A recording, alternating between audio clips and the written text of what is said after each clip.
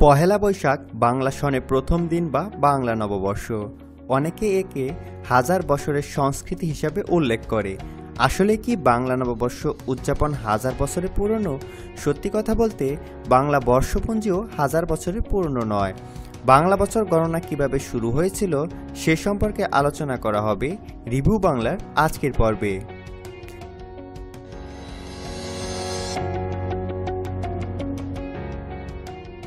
পহেলা বৈশাখ বাংলাদেশে এবং ভারতের পশ্চিমবঙ্গ ও ত্রিপুরায় নববর্ষ উৎসব হিসাবে পালিত হয়।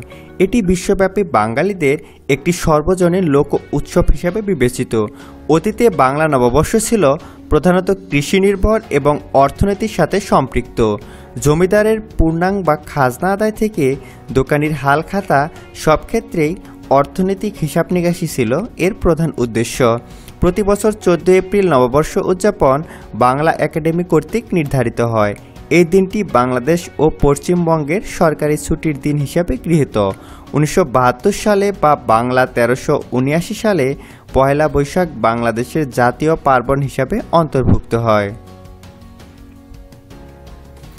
ভারতবর্ষে মুঘল সাম্রাজ্য প্রতিষ্ঠার পর হিজরি পঞ্জিকা অনুযায়ী খাজনা আদায় করা হতো, কিন্তু হিজরি সন চাঁদের উপর নির্ভরশীল হওয়ায় কৃষি ফলনের সাথে তার কোনো মিল ছিল না। ফলে অসময়ে কৃষকদেরকে খাজনা পরিশোধ করতে বাধ্য করা হতো। খাজনা আদায়ের সুবিধার জন্য মুঘল সম্রাট আকবর বাংলা সনের প্রবর্তন করেন। তিনি মূলত এই অঞ্চলে প্রচলিত প্রাচীন বর্ষপঞ্জিতে সংস্কার আনার নির্দেশ দেন। সম্রাটের আদেশ মতে তৎকালীন বাংলার বিখ্যাত জ্যোতির্বিজ্ঞানী এবং বিশিষ্ট চিন্তাবিদ ফতেউল্লাহ সিরাজি সৌরসন এবং আরবি হিজরি সনের উপর ভিত্তি করে নতুন বাংলা সন গণনার বিষয়টি সমন্বয় করেন। 993 হিজরির 8ই রবিউল আওয়াল বা 1584 খ্রিস্টাব্দের 10ই মার্চ থেকে বাংলা সন গণনা শুরু হয়। তবে এই গণনা পদ্ধতি কার্যকর করা হয় সম্রাট আকবরের সিংহাসন আরোহণের বছর 963 হিজরি বা 1556 সালের 5ই নভেম্বর থেকে।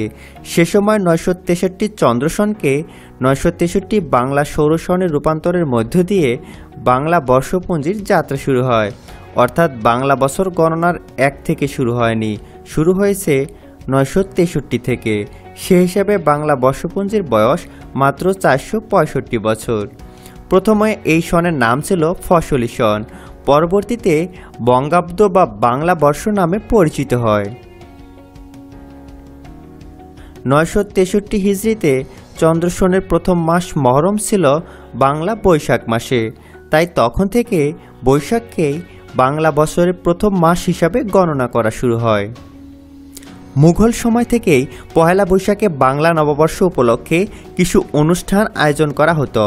তখন প্রজারা বাংলা চৈত্র মাসের শেষ দিনের মধ্যে সকল খাজনা, মাসুল এবং শুল্ক পরিশোধ করতে বাধ্য থাকত। এরপর দিন পহেলা বৈশাখে জমিদারগণ প্রজাদের মিষ্টিমুখ করাতেন এবং কিছু আনন্দ উৎসব আয়োজন করা হতো। এছাড়া বাংলার সকল ব্যবসায়ী ও দোকানদার পহেলা বৈশাখে হাল খাতা খুলতেন। লাল কাপড়ে মলাটি মরানো নতুন এই হিসেব খাতার উপরে লেখা হতো এলাহি ভরসা। এই এলাহি শব্দটিও সম্রাট আকবরের দিনই এলাহি বা তারিকি এলাহি থেকে এসেছে বলে ধারণা করা হয়।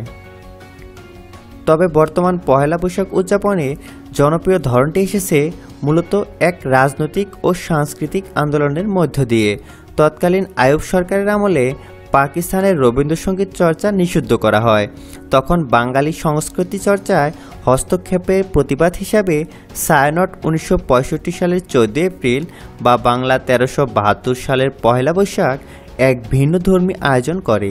তখন রমনার বটমূলে বিশ্বকবি রবীন্দ্রনাথ ঠাকুরের এসো হে বৈশাখ এসো এসো গানটি দিয়ে সর্বপ্রথম শহরে বর্ষবরণের যাত্রা শুরু হয়। এই স্থানটি রমনার বটমূল হিসাবে পরিচিত হলেও প্রকৃতপক্ষে যে গাছের ছায়া মঞ্চ তৈরি করা হয় সেটি বট গাছ নয়, একটি অশ্বত্থ গাছ। ঢাকা বিশ্ববিদ্যালয়ের চারুকলা ইনস্টিটিউট 1989 সাল থেকে পহেলা বৈশাখে মঙ্গল শোভাযাত্রার আয়োজন শুরু করে। বর্তমান মঙ্গল শোভাযাত্রা শহরে নববর্ষ উদযাপনের এক অন্যতম আকর্ষণ। 2016 সালের 30 নভেম্বর ইউনেস্কো ঢাকার মঙ্গল শোভাযাত্রাকে মনুগত সাংস্কৃতিক ঐতিহ্য হিসাবে স্বীকৃতি দিয়েছে। আপনি আমাদের চ্যানেলে নতুন হলে আমাদের অন্য ভিডিওগুলো দেখতে থাকুন।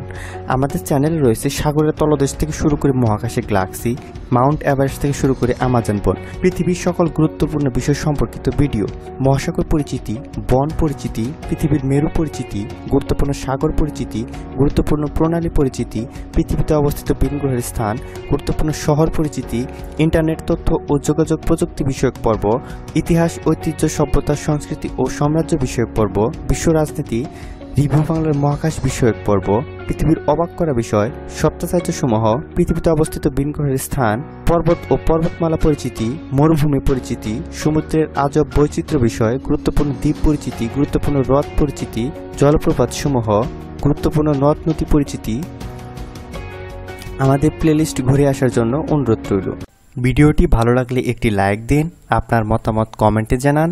আপনি আমাদের চ্যানেলে নতুন হলে আমাদের অন্য ভিডিওগুলো দেখতে থাকুন। এরকম আরও ভিডিও পেতে চাইলে আমাদের চ্যানেলটি সাবস্ক্রাইব করুন। Thanks for watching. Wait for next video.